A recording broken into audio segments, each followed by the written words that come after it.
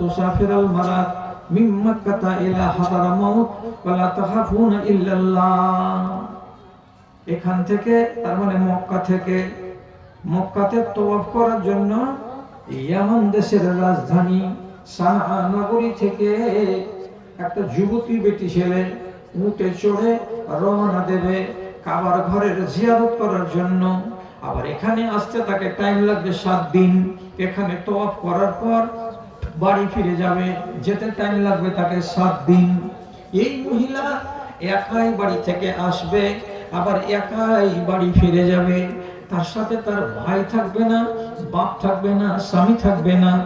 একাই আসবে, একাই ফিরে যাবে। অথচ 14 দিনের সফর।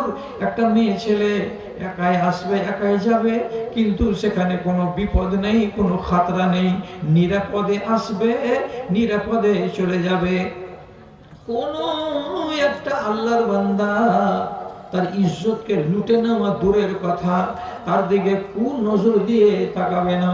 যদি তাকায় তো বাপ যেমন বেটির দিকে তাকায়, যদি তাকায় তো ভাই যেমন নিজের বোনের দিকে তাকায়, ওই রকম করে তাকাবে। লালসার দৃষ্টি দিয়ে কেউ তাকাবে না। মেয়ে ছেলেটি নিরাপদ আসবে এবং নিরাপদ নিজের শহর চলে যাবে। তাহলে বলো তো আমার সাথীরা, এ দেশটাকে কত শান্তির দেশ বানানো হয়েছে। কিসের দ্বারাই? তো আল্লাহর কিতাবের দ্বারা। মদের দোকান ছিল আবু তালহার বাড়িতে রাদিয়াল্লাহু তাআলা আনহু। মদ বেচতেন।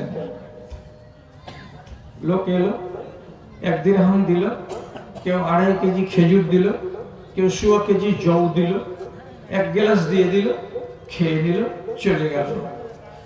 তুলে দিত কে? তো কম বয়সের একটা সাহাবী, তার নাম আনাস রাদিয়াল্লাহু তাআলা আনহু। ছোট ছেলেরাই আগিয়ে দেয় খানা হোটেলে।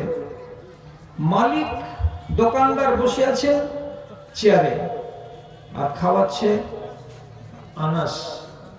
হঠাৎ করে মেন রাস্তাতে আওয়াজ পড়ল। রাসূলুল্লাহ আগেকার যুগে কোনো বিধান নাজিল হতে গেলে খবর দিয়ে দিতেন মানুষকে দিয়ে, টোলাই টোলাই, পাড়ায় পাড়ায়। যেমন আমাদের দেশে আগেকার দিনে পঞ্চায়েত থেকে কোনো ফয়সালা যদি আসতো তো পঞ্চায়েত থেকে ঢোল দেওয়া হতো। ঢোল শোনা লোক এই জামানাতে এখনো বেঁচে আছে। বাচ্চা ছেলেরা কিন্তু এটা বুঝে না। আগেকার দিনে ঢোল দেওয়া হতো, এখন ঢোল দেওয়া হয় না।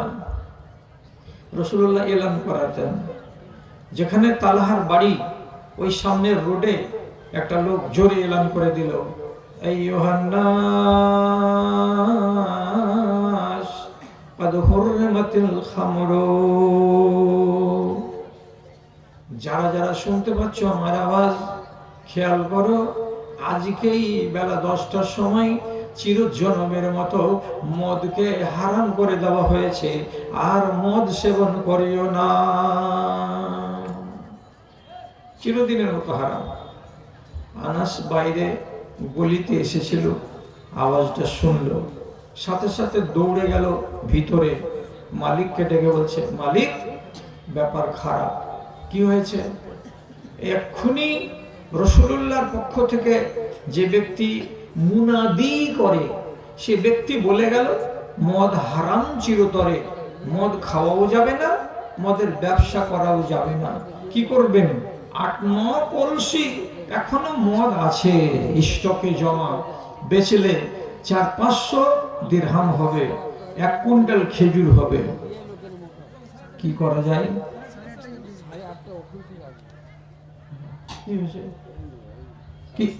কি করবেন? এখন যদি এমনি এমনি করে গাল চুলকাই হযরতে আবু তালহা যে এতটি মদ যখন হারাম হয়ে গেল, তো এর পরে আর দোকান লাগাবো না, এটি বেশি নেই, এটি বিক্রি হয়ে যাক। কিন্তু তিনি বলছেন, আনাস, এখানে এত বড় ইট নিয়ে এসো বাড়ির থেকে, পাথর আনো। পাথরটাকে নিয়ে এলো। আনাসকে বলছে, প্রত্যেকটা কলসির তলাতে একটা করে পাথরের আঘাত মেরে দাও, কলসির তলাটাকে ছেঁদা করে দাও, সমস্ত মাল ম্যাটেরিয়ালস গুলো জমিনে পড়ে যাবে। কলসিকে ভেঙে দাও, চেয়ারকে উল্টিয়ে দাও, টেবিলকে উল্টিয়ে দাও, দোকানের ঝাপটাকে জীবন